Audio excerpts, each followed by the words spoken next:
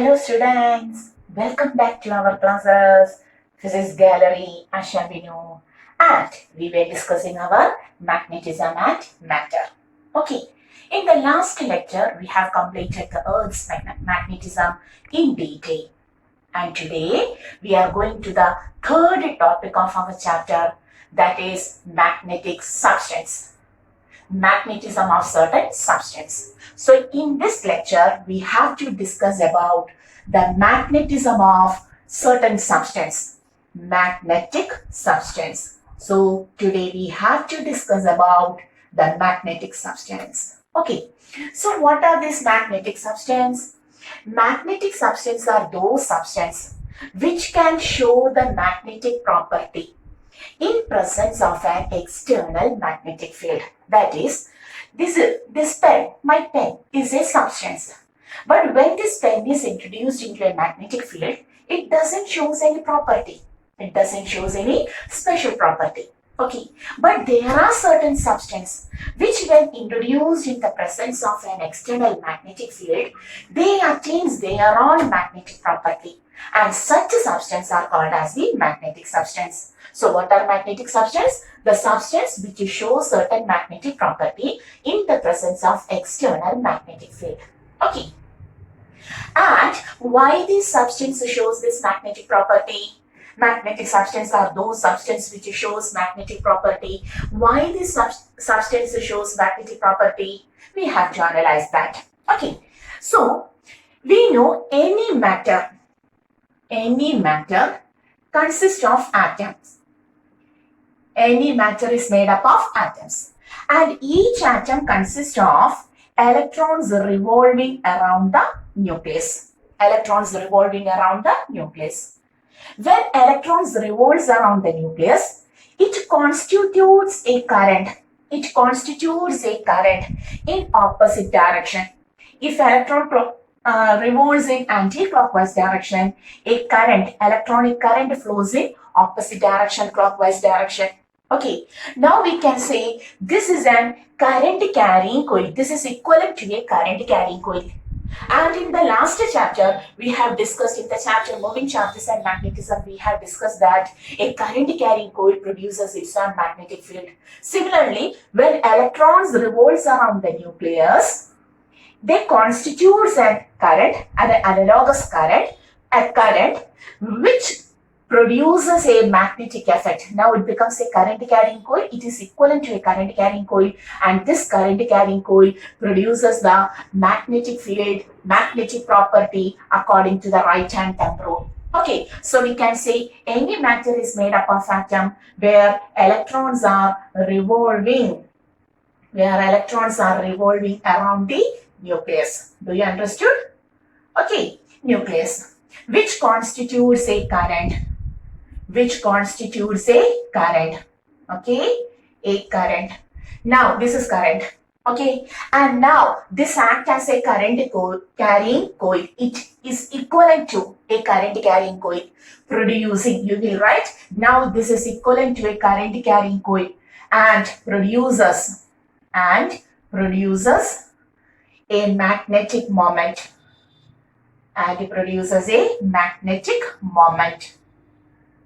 Which is given by the equation M is equal to IA, unit ampere for current and meter square for area. Clear?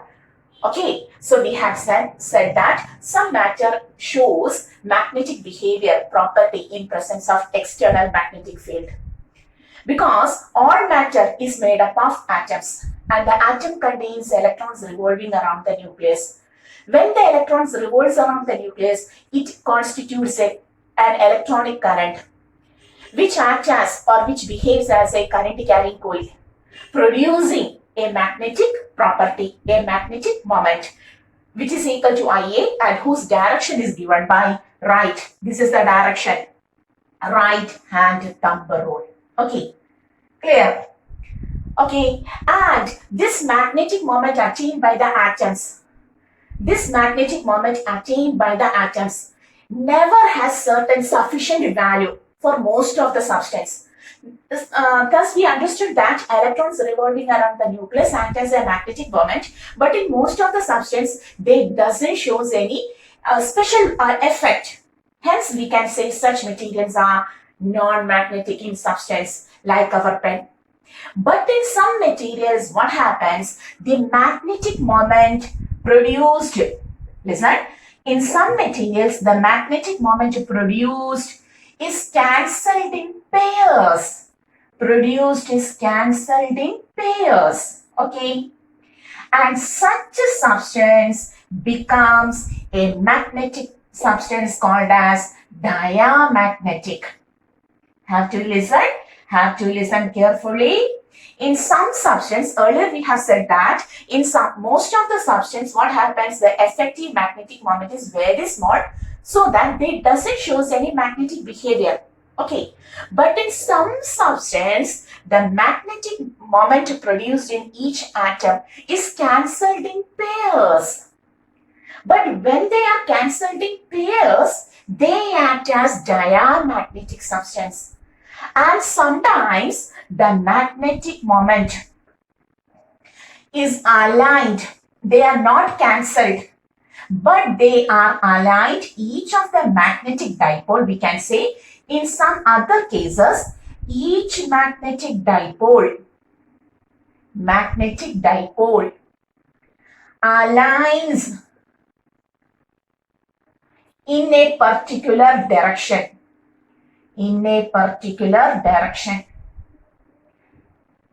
Which creates, can you see here, which creates a net magnetic moment.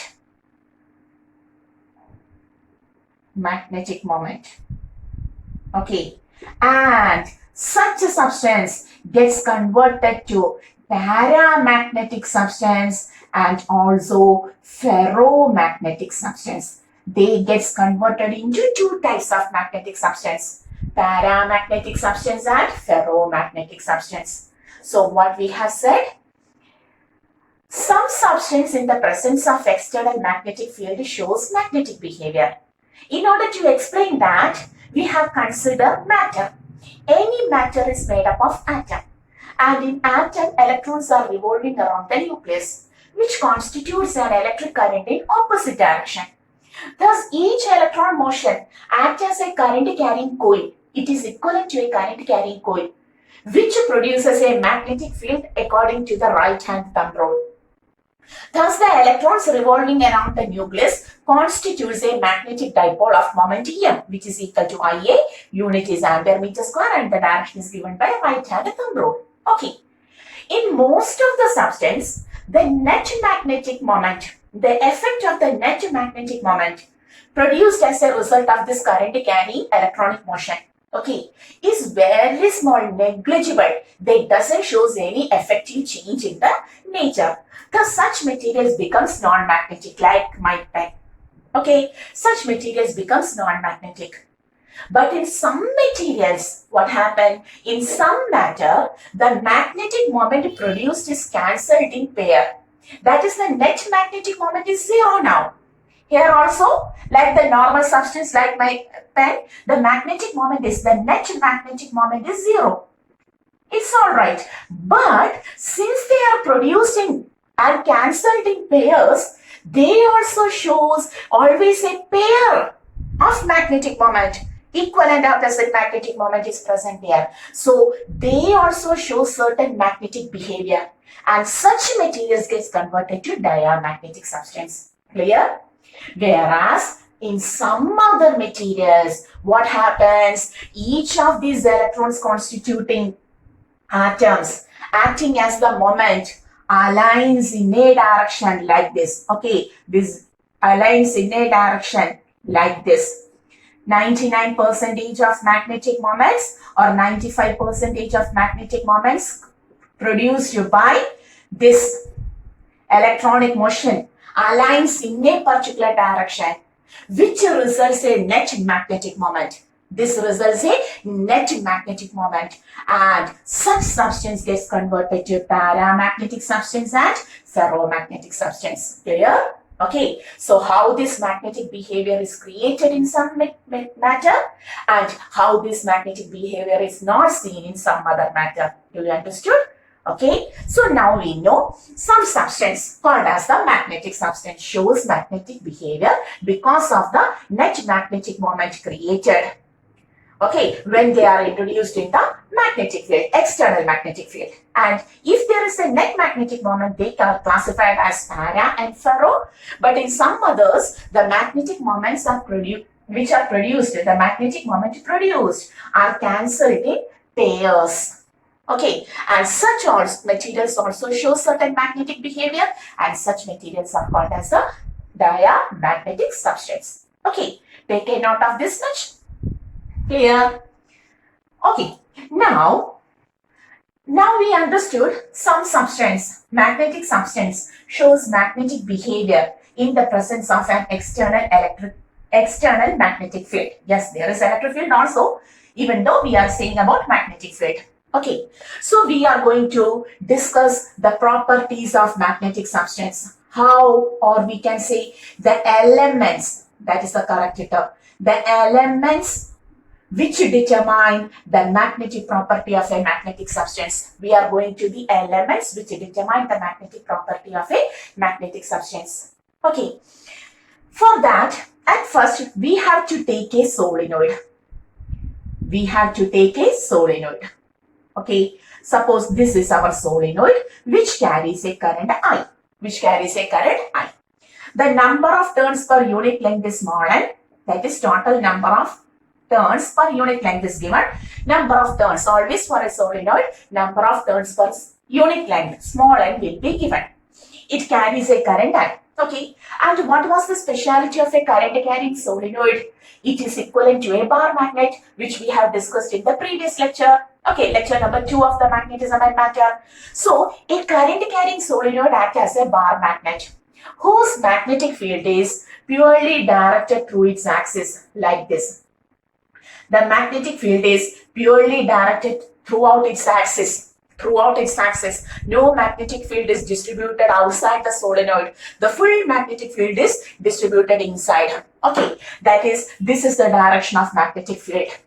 Okay, clear? When the current in the solenoid is increased, the magnetic field due to the current carrying solenoid also increases. And what happens? It becomes a strong magnet. It acts as a strong magnet. Okay, clear? And suppose we have introduced a magnetic substance, whether it is dia, para or ferro. We have introduced a magnetic substance. In this strong magnetic field, like this. Okay, we have introduced a magnetic substance in this strong magnetic field. Okay, if the substance is surely magnetic, in the presence of this external magnetic field provided by the current carrying solenoid, in the presence of that magnetic field, this magnetic substance begins to show some of the magnetic behavior. Sometimes it will be vibrated there, it will be repelled from that solenoid, or it will be attracted towards the solenoid, and so on. And if the substance introduced is non-magnetic, like this pen, when we provide in the presence of external magnetic field B, that substance doesn't show any change. If there is no change, no effect in the substance when an external magnetic field is provided, then we can say that substance is non-magnetic. And if the substance shows some type of change, sometimes it vibrates, sometimes it is repelled, sometimes it is attracted, and so on, then we can say that substance is magnetic. And the magnetic behavior of that substance is taken by the elements of magnetic property.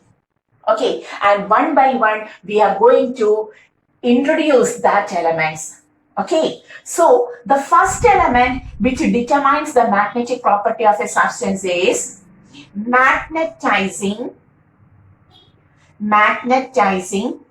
field vector, which is represented by the letter H. If the substance is magnetic in nature, it shows certain changes. Okay, and that magnetic property of the substance is is understood by certain elements. And the first element we used to understand the magnetic property of a substance is magnetizing field vector. Which is the first element? It is a magnetizing field vector. So what is this magnetizing field vector? That is, we have introduced this substance into an external magnetic field. The magnetic field produced by the solenoid. When this substance is introduced into the magnetic field provided by the solenoid, it gets external field. Moreover, it has its own magnetic property due to the magnetic moment, as we discussed earlier. Okay, the substance has its own magnetic property. Due to the revolution of electrons around the nucleus, it produces a current, and this current carrying electron acts as a current carrying coil, producing certain magnetic effect. That is, this material has its own internal magnetic property. Moreover, that substance is now introduced into the external magnetic field also. Now, the substance gets both external and its own internal magnetic field. And the total magnetic field, the magnetic property or magnetic field, okay, the magnetic property attained by a substance, due to its own internal property and also due to external magnetic field is called magnetizing field vector H. Okay, so what is magnetizing field vector? It is the total magnetic behavior, magnetic property attained by a substance due to its own internal magnetic property and also due to the presence of external magnetic field. Clear? And that is called as the magnetizing field vector. By its own magnetic property, it has certain magnetic behavior. And due to the presence of external field, it again gains that magnetic behavior. And the sum of that internal and external magnetic property attained by magnetic property means magnetic field attained by this substance is called as magnetizing field vector. Clear? Okay, so the substance now attains this magnetizing field vector. It has its own property. Moreover, the external field also provides the magnetic property. Therefore, we can say as the external field is increased, this H also increases. Its own internal property is fixed. Now, in order to increase the H value of the substance, we have to increase the external field. Clear? So, when external magnetic field is increased, H will be increased. When external magnetic field is decreased, H will be decreased. We can write B is proportional to H. Clear? Or B is, this is magnetic field, external magnetic field. This is a magnetizing field vector of the substance. Both of them are magnetic terms. So, on converting the proportionality, we will get a constant which is the permeability of the magnetic permeability of the free space mu 0 H. So, which is the equation relating both B is equal to mu 0 H. Clear? Okay. Why? When the external field is increased, the magnetizing property attained by it also increases. Therefore, B is proportional to H, B is equal to mu 0 H. The first equation related to B and H. Okay. Now also we know what is the magnetic field due to a current carrying solenoid at its center? We have studied that it is equal to mu 0 Ni. We have derived this by using the Ampere's circular theorem. Okay, so this is equation number 2. And comparing 1 and 2. And on comparing 1 and 2, we will write mu 0 H is equal to mu 0 Ni. Cancelling mu 0. H is equal to Ni, and what is N? The total number of turns per unit length. Now, the equation for H becomes N by L into I. Okay, so what is the next equation? The general equation for magnetizing field vector. When a substance, magnetic substance, is kept in the magnetic field of a current carrying solenoid, tell me what is the equation? H is equal to Ni by L. Clear? N, total number of turns in the solenoid. It is number, no unit. I, current through the solenoid. Its unit is ampere. By length of the solenoid, that is meter. So its unit becomes ampere meter. Ampere per meter. Okay, the unit becomes ampere per meter. Clear? So what is the first element? Magnetizing field vector, represented by the letter H. Okay, so what is in NCERT? It is represented by the letter M and so on. Okay, it is represented by the letter B or I itself. Okay, we can use several letters for that. Whatever may be, now we are taking the magnetizing field vector as H. It is the total magnetic property attained by a substance due to its own internal magnetic property, and that is magnetic moment, and due to external magnetic field provided. And B is proportional to H. As we know, when B is increased, the magnetizing field vector attained by the body also increases. When B is decreased, H also decreases. We can write B is proportional to H. B is equal to mu 0 H. For a current carrying solenoid, B is equal to mu 0 Ni, because now the B is provided by the solenoid. Therefore, on comparing, we will write mu 0 H is equal to mu 0 Ni, and on solving, H is equal to the current Ni, the total current, Ni, the current in total number of turns per unit length. Okay, unit is ampere per meter. So this is the first factor, first element, which is used to determine the magnetic property of the substance. Okay, so heading was elements which determines the magnetic property of the substance. Pause the video and take the notes. Now we are going to the second element. Okay, what is the second element? The second element which determines the magnetic property of a substance is called as the magnetization. Magnetization, represented by the capital letter M. Okay, so what is magnetization?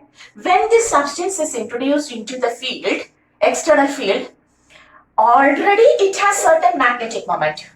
Now, due to the presence of external magnetic field, its magnetic moment increases. If so, the total magnetic moment attained by this substance per unit volume. The total magnetic moment attained by this substance per unit volume is called as magnetization M. It is called as the magnetization M. So what is magnetization? It is the net magnetic moment attained by this substance per unit volume by its own, and due to the external field creates a net magnetic moment now. So that net magnetic moment per unit volume. So how we write? Magnetization is equal to magnetic moment, small letter m, per unit volume. Okay, per unit volume. What is the unit of magnetic moment m? We know m is equal to, for a current carrying loop, it is Ia. So its unit becomes I, ampere, area, meter square. So taking the unit, we will write magnetic moment ampere meter square divided by volume, meter into meter into meter, meter cube. So the unit becomes ampere per meter. So what is the unit of magnetization? Ampere per meter. Clear? So what is magnetization, capital M? It is the magnetic moment per unit volume. Okay, clear? Now, listen. Earlier we have discussed about H. The unit of H is also obtained as ampere per meter. And now we are talking about here. Its unit is also obtained as ampere per meter. If the units are same, we can say the quantities are same. 5 meter, 2 meter, both of them will be distance or length. 5 second, 2 second, both of them will be time. 5 Newton, 2 Newton, both of them will be force. Clear? 5 watt, 2 watt, both of them will be power. Similarly, the H unit ampere per meter, magnetization unit ampere per meter. That means both of them are the same physical quantities. but as represented in two different ways. Therefore, now we can write B. Initially, the equation was taken as mu 0 into H. But now H itself may be taken as H plus M. Because the two physical quantities are same, or the same physical quantities are added together or subtracted. H plus M, the net magnetic behavior becomes H plus M. This H and this M, both of them is provided by external magnetic field. Okay, clear? Now the equation for B, if both H and M are given, the equation for B becomes mu 0 into H plus M. Earlier we have written, when we have taken H alone, we have taken B is equal to mu 0 H, and now we have taken both H and M, then the equation becomes B is equal to mu 0 into H plus M. Clear? Okay. Pause the video, take the magnetization. And now we got the two elements which determines the magnetic property. Which are they? The first one is magnetizing field vector H, and the second one is magnetization capital M.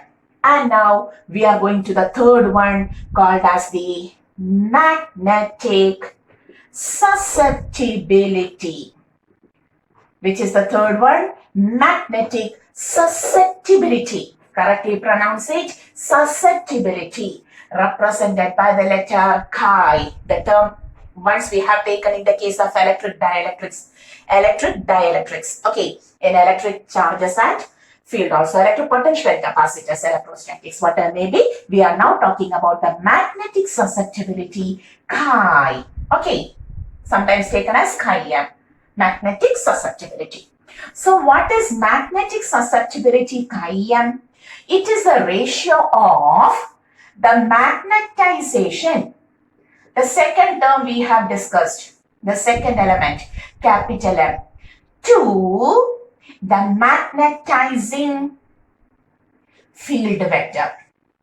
Magnetizing field vector. Okay, so which we have taken the first element, H. So what is chi? The magnetic susceptibility is the ratio of magnetization capital M to the magnetizing field vector capital H for the magnetic substance. Or we can write chi M is equal to capital M by H. Okay. What is the unit of capital M magnetization? Ampere per meter. What about the unit of magnetizing field vector? Ampere per meter. So chi has no unit, it has no unit and dimension. Okay, clear? So the third element which determines the magnetic property of a substance is the ratio of magnetization to magnetizing field vector, commonly called as the magnetic susceptibility. Clear? No unit and dimension. The third element, pause the video and take the notes. Okay. And which is the fourth one? The fourth one is, already we know the term called as relative permeability. Relative permeability represented by mu r. Okay, so what was relative permittivity in electrostatics? Permittivity of the given medium to that of free space. Similarly, the relative permeability becomes the ratio of permeability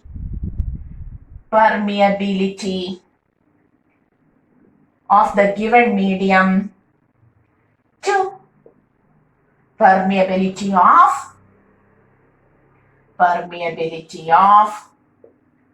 free space. Okay, so how to write that? Mu r is equal to permeability of the medium to permeability of free space. Also, it has no unit. Why? Because both of the terms in numerator and denominator are permeability is same. So it has also no unit. Clear? Okay. And finally, we have to know about the relation. The fifth element we can say as such, the fifth element, relation connecting the magnetic susceptibility and relative permeability. This is the next we can write relation between connecting the magnetic susceptibility and relative permeability. What is that? A simple relation, mu r is equal to 1 plus chi. Always mu r is equal to 1 plus chi. The relative permeability is always equal to 1 plus chi. Okay, from where we get that? We know it is very simple. We know chi is equal to magnetization by H, or M is equal to chi H. Okay, B is equal to mu 0 into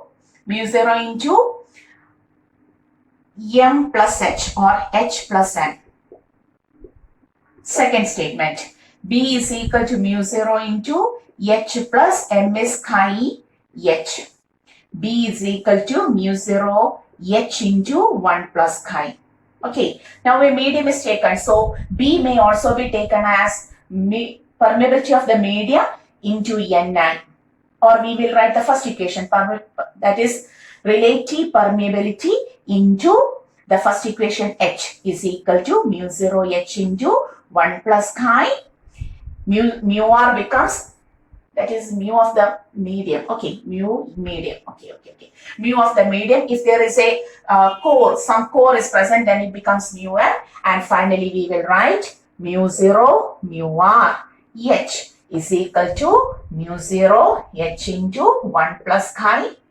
Okay, mu 0 cancelled, H cancelled, mu r is equal to 1 plus chi. No need of derivation. This derivation is not at all needed, just we have taken. That is how to take this equation. We want how to obtain this equation, that's why we have written, but no need of this derivation for board exam. So mu r is equal to 1 plus chi. So these are the 5 elements which determines the magnetic property of a magnetic substance. Which are they? The first one was magnetizing field vector, the net magnetic property attained by a substance in the presence of an external field.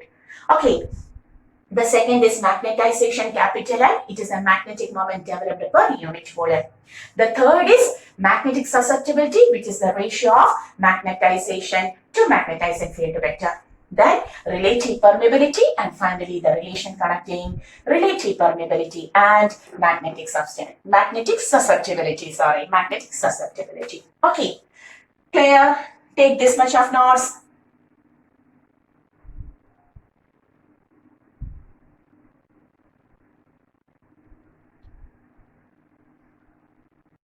Okay, so now we know which are the 5 elements which determines the magnetic property of a substance. And based on these elements, we are going to once more categorize our dia, para and ferromagnetic substance. Once more, we have already discussed about dia, para and ferro, but much more in detail. We are going to discuss what are the behaviors of, properties of diamagnetic substance, paramagnetic substance and ferromagnetic substance. Okay. That is based on the above 5 elements. Which are they? 5 elements. Which were they? Yes, H, M, chi, mu r, relation connecting chi and mu r. Okay, we have classified the substance into 3. We have classified the substance into 3. The first one is diamagnetic substance, the second one is paramagnetic substance, and the third one is ferromagnetic substance. Diamagnetic substance, paramagnetic substance and ferromagnetic substance. One by one, we are going to discuss the properties of these 3 magnetic substances. Okay, so what are diamagnetic substance? Suppose in the solenoid which we have taken earlier, we have kept a diamagnetic substance and then the current begins to pass through the solenoid. That is, the solenoid acts as a bar magnet and it produces the magnetic field. And the substance kept inside that strong magnetic field is a diamagnetic substance. Then we can see that that substance begins to move from that strong region of magnetic field of the solenoid. Okay, it begins to repelled by the magnetic field. Okay, that means diamagnetic substance shows weak repulsion. Diamagnetic substance shows weak repulsion to magnetic field. In the presence of external magnetic field, these substance begins to repel away from the magnetic field, okay, provided field. Whereas if that substance kept was a paramagnetic substance, then we can see there is a weak attraction. Attraction occurs, but the attraction is weak.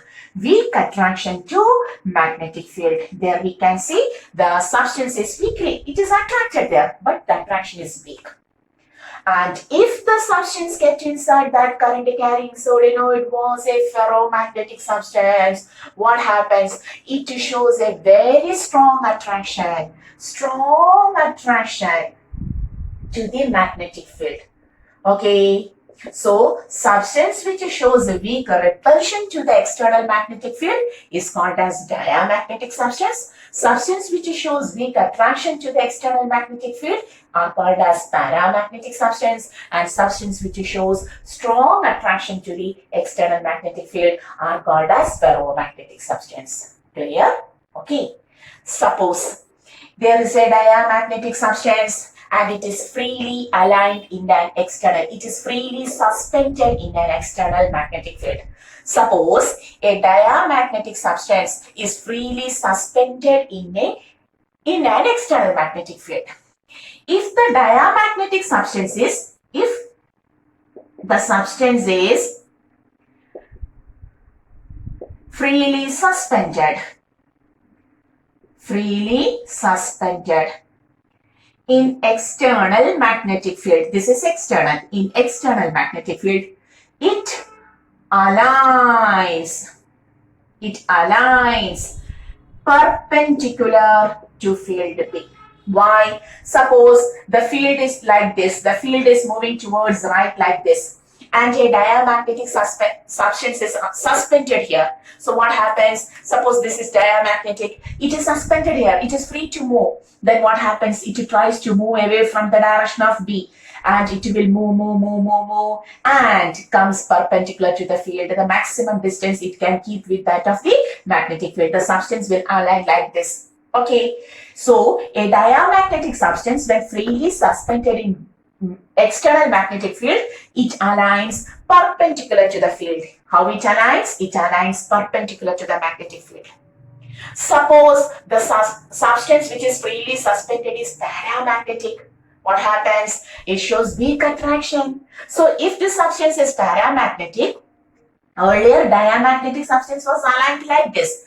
But if this substance is paramagnetic, it is attracted towards, this is the direction of the field, that it is attracted towards the magnetic field, and gradually it aligns parallel to the field in the direction of, it loves the magnetic field, so it aligns in the direction. So we can write, if the substance is freely suspended in an external magnetic field, it aligns parallel to magnetic field. Okay, like this. Okay, gradually it aligns parallel to the magnetic field. And what happens if the substance was ferromagnetic and it is freely suspended in the uniform magnetic field? What happens? Yes, just on placing this substance, it keeps parallel to, it readily moves parallel to the magnetic field because it shows strong attraction. That means here also it aligns, there is only one L for aligns, okay, aligns parallel to magnetic field. Clear? Okay. Okay. So the second property we discussed. Now, suppose we have taken the third. That is, we have taken a non-uniform magnetic field. We have taken a non-uniform magnetic field like this. 1 Tesla, 2 Tesla, 3 Tesla, 4 Tesla, 5 Tesla, and so on. The field is non-uniform. At various places, various points, the magnetic field has different strength. Okay, non-uniform magnetic field. And a diamagnetic substance is now kept in this region of non-uniform magnetic field. What happens? Both 1 Tesla repels, 5 Tesla also repels. Both 1 Tesla and 5 Tesla repels the magnetic substance, diamagnetic substance. But which repulsion is more? Whether provided by 1 Tesla or 5 Tesla, surely the 5 Tesla repels more than that of the 1 Tesla. So it moves from stronger region to weaker region. Okay, so in non-uniform magnetic field, what happens when a diamagnetic substance is kept in a non-uniform magnetic field, it moves from the region of stronger field to weaker field. Clear? Okay, and suppose the substance kept is paramagnetic, both 1 Tesla, 2 Tesla attracts, 4 Tesla, 5 Tesla also attracts. Okay, which attraction is greater? The attraction provided by 5 Tesla will be much more greater than that of the 1 Tesla. So it moves from weaker region to attraction. Earlier it was in diamagnetic, it was the repulsion. That's why it moves from stronger to weaker. Here it moves from weaker region to stronger region because the force of attraction provided by 5 Tesla is much more greater than that of the 1 Tesla. Similarly, ferromagnetic substance which shows a strong attraction instantly moves towards from weak to strong field. Okay, that is, you can write when a diamagnetic substance is kept in a non-uniform magnetic field, it moves from stronger to weaker region because the force of repulsion provided by the stronger region is greater than that of the weaker field. Okay, whereas a paramagnetic substance when kept in non-uniform magnetic field moves from weaker to stronger region. Okay, here also it instantly moves from here branchial motion, here instantly it moves from weaker to stronger region. Okay, okay. Another example, what is the behavior of, okay, all of this will be correct. Now we are going to take the behavior of magnetic field lines. Behavior of magnetic field lines. Since there is no space, may I run this? Hoping all of you have taken this much of notes. Okay. Now we are going to the fourth property. What is the behavior of the fourth one? Behavior of, if you don't have taken the notes, go backward and pause the video. Behavior of magnetic field lines. Behavior of magnetic field lines. Okay. In presence of, that is, magnetic field lines in uniform. If the field is uniform, the magnetic field lines will be like this. Okay. The field lines were moving parallel. Suppose we have kept the field lines were moving like this. Suppose we have kept a diamagnetic substance inside this uniform magnetic field. Okay, the field is uniform, so the magnetic field lines are parallel to each other. Suppose we kept a diamagnetic substance here. What happens? The diamagnetic substance repels the field lines. Is it? Earlier we have said the substance will be repelled by the magnetic field. Now, the substance, when a diamagnetic substance is placed in uniform magnetic field, what happens? Suppose this is dia. The field lines will be like this. The field lines will coming like this. Okay. They move like this. They also, okay, repulsion. Okay, this will be the behavior of magnetic field lines in the presence of diamagnetic substance because repulsion. Whereas, suppose we have taken a paramagnetic substance, then what happens? This is our paramagnetic substance. This is para. And we are keeping this paramagnetic substance in uniform magnetic field. What happens? The field lines were moving like this.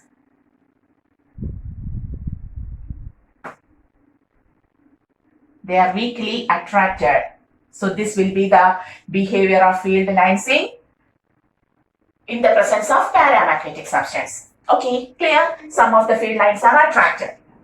And suppose we have kept a ferromagnetic substance. Now the substance is ferro. What happens when a ferromagnetic substance is placed in uniform magnetic field? We can see all of the field lines passes only through the substance like this. Why? Because ferromagnetic substance shows a strong attraction, correct? All of the field lines are attracted by the ferromagnetic substance. Strong attraction, so much strong attraction. Clear? So the fourth property was behavior of magnetic field lines in the presence of a diamagnetic, a paramagnetic, and a ferromagnetic substance. There are much more examples, illustrations which proves that diamagnetic substance shows weak repulsion, paramagnetic substance shows the strong weak attraction, and ferromagnetic substance shows strong attraction to the magnetic field, external field. Okay, clear? So all of the four things states the same statement. A diamagnetic substance shows weak repulsion. You may write 1, 2, 3, 4. 4 properties now. Diamagnetic substance shows weak repulsion, paras weak attraction, ferro weak strong attraction. Dia, when freely suspended in a uniform magnetic field, aligns perpendicular, para aligns parallel, and ferro also aligns parallel. Instantly, para gradually. When placed in a non-uniform magnetic field, diamagnetic substance moves from stronger region to weaker region, whereas para and ferro moves from weaker to stronger region. Behavior of field lines in the presence of dia, para, and ferro. All of them shows that diamagnetic substance always shows weak repulsion to the field, magnetic field. Paramagnetic substance shows weak attraction to the magnetic field, and ferromagnetic substance shows strong attraction to the magnetic field. And why so? What is the reason for this behavior? Okay, all of the three are magnetic substance. Hoping you have taken this. All of these are magnetic substance, but all of them shows different types of magnetic behavior. Why? Because of the 5 elements, based on the above 5 elements. Okay, that is, we are now going to the reason for this weak repulsion shown by the diamagnetic substance, the 5th one. For a diamagnetic substance, the magnetic susceptibility is very less, even negative. That is the reason. For a diamagnetic substance, the chi value obtained, chi is equal to m by h. Chi value obtained is very less, even negative. Whereas for paramagnetic substance, chi is very small. Here also very small. Less means small itself. Very small. But it is positive. But positive. Here it was even negative. Here chi is very small but positive. Always positive. And ferro, chi is very large.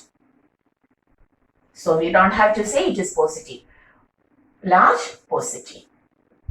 Okay, so what is the reason why this dia shows weak repulsion, para shows weak attraction, and ferro shows strong attraction? Because for a diamagnetic substance, chi is very small, even negative. Okay, para, chi is very small but always positive. And ferro, chi is positive and very large. Okay, and if chi is like this, what about mu r, relative permeability? We know mu r is equal to 1 plus chi. So mu r is also just 1 extra. Very small, less than 1. Negative value, so less than 1. Okay, what about here? Mu r, 1 plus chi. Mu r is also very small, but surely it is positive. But positive. And what about ferro? Chi is itself very large. So mu r is 1 plus chi. That is, mu r is very large and positive. Okay, that's why ferro shows strong attraction. Dia shows weak repulsion and para shows weak attraction. Clear? Okay. So this is the reason behind the different behavior. Now, suppose we are going to try to increase the susceptibility by increasing or decreasing the temperature. The speciality is, we can write, the speciality is the chi value is independent of temperature for a diamagnetic substance. The chi value is independent of temperature.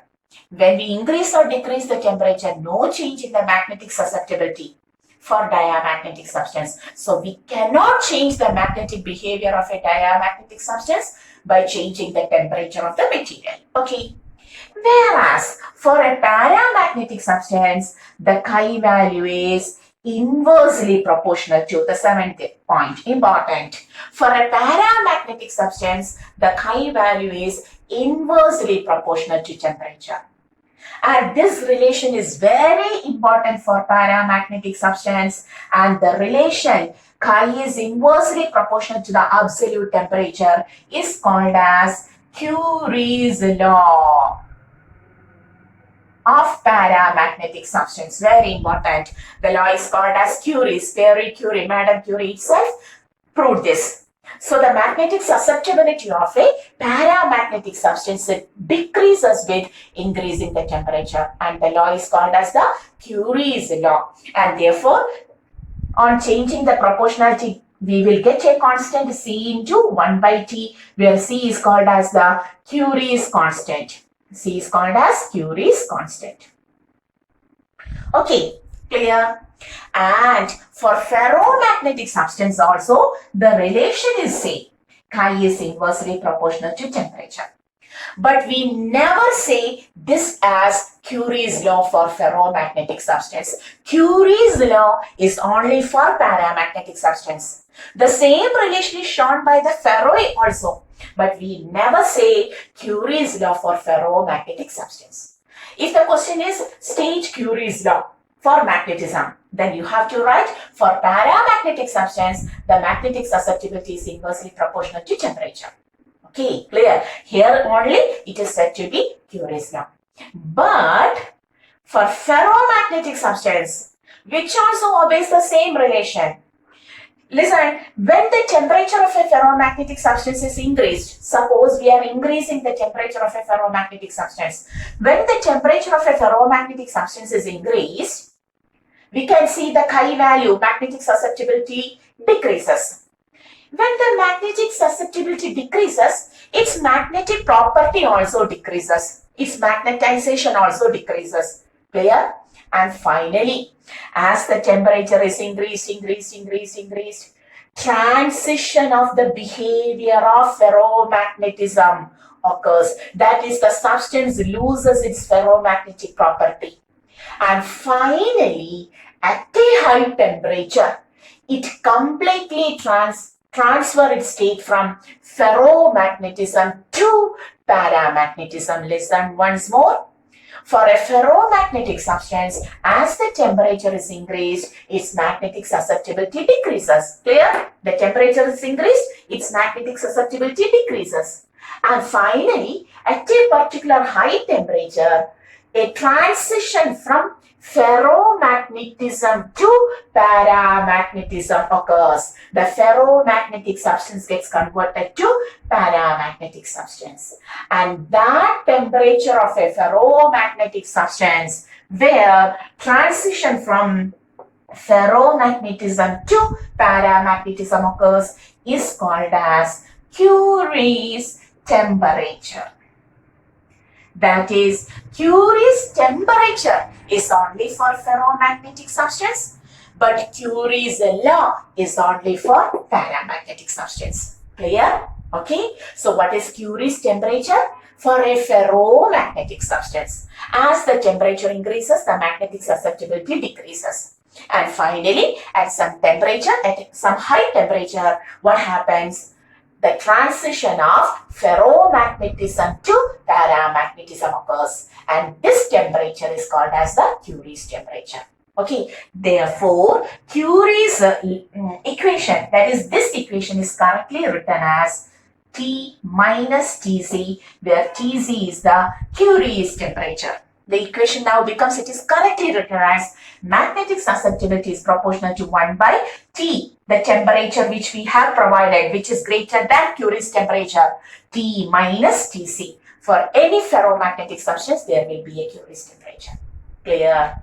Okay, so now we know why diamagnetic substance shows weak repulsion, here weak attraction, and here weak strong attraction. Clear? Here we cannot change the magnetic property by changing the temperature because there is no dependence of magnetic susceptibility with that of the temperature. T raised to 0 means always 1. Okay, but for para, the relation is inversely proportional and the law is called as the Curies temperature. And here, Curies, the relation is called as Curies law, sorry.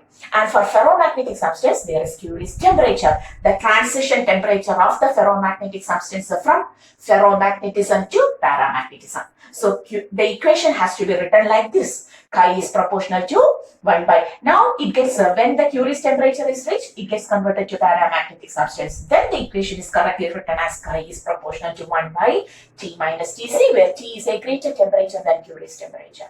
Okay, clear. Now we are going to the examples of dia, para and ferro. Okay, so now we know what are these dia, para and ferro substances. We are quoting the examples from our NCERT text itself because it is the most important thing.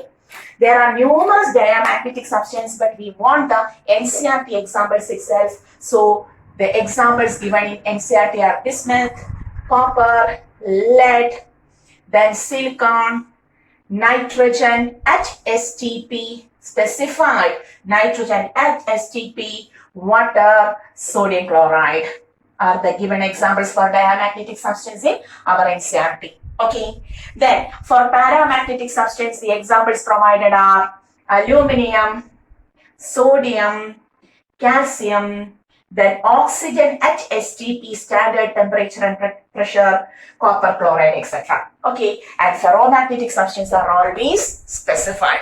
Iron, cobalt, nickel, steel, alloys, etc. Okay, alnico, etc. Alloys.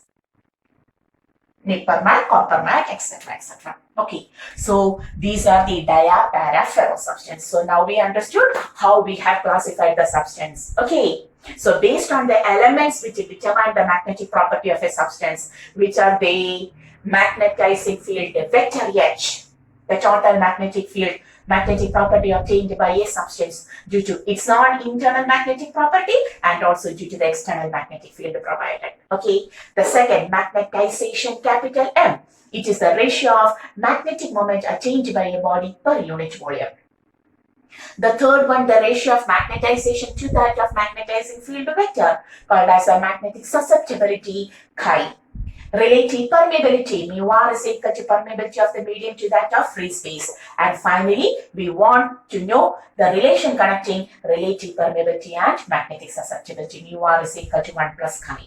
Okay, and based on these 5 elements, we have classified the magnetic substance into dia, para, ferro. Dia always shows weak repulsion to the magnetic field. Para always shows weak attraction to the magnetic field. And ferro always shows strong attraction. And that is illustrated by some examples. Second, third, fourth properties all shows that dia shows weak repulsion. When it is freely suspended in a magnetic field, it remains perpendicular to the field. When it is kept in a non-uniform magnetic field, it moves from stronger to weaker region. The behavior of magnetic field lines in the presence of dia also proves the weak repulsion shown by the dia to the magnetic field. Okay, whereas for para and ferro, the properties are same. When they are suspended in uniform magnetic field, aligns parallel to the field. When they are kept in non-uniform magnetic field, they move from weaker to stronger region. When they are kept in the magnetic field lines, attraction occurs. Para shows small attraction, ferro shows large attraction, instant attraction. Okay, whereas para, gradual change. That is the only thing. And why so? That we had discussed now. That is, the fifth property is the mu r and chi value. Very small for dia. Very small but positive for para. Very large for ferro. That's why it shows strong attraction. If we try to change the magnetic susceptibility of a dia by changing the temperature, does it occurs? Why? Because chi is independent of temperature for dia. But for para, it is inversely proportional and called as the Curies law. And for ferro, what happens as the temperature increases? Chi value decreases. Finally, at a particular high temperature, it that means there a transition from ferromagnetism to paramagnetism occurs. Then we can write chi is proportional to 1 by T minus Tc, where Tc is the Curies temperature and T is the temperature which we have provided, which is greater than that of the Curies temperature. Okay, and with examples, we have discussed dia. Go through the examples provided in the NCERT because there are a lot of materials which are dia. Okay, ferro are restricted, iron, cobalt, nickel, steel, nickel, etc. Okay, so diamagnetic substance, paramagnetic substance, and ferromagnetic substance. Okay, so hoping all of you understood today's topic. Today we have completed the magnetic property of dia-para-ferro substance. Okay, so till the next class, go through the topics very well and also go through the Curies temperature. Curies temperature or some Curies temperature, ferromagnetic, iron, cobalt, etc. given in the NCERT. Go through that specified value also. Okay. So this is the topic which we have to discuss today. Till the next class, study well, stay well, and this is our channel, Physics Gallery, Ashabino. See you.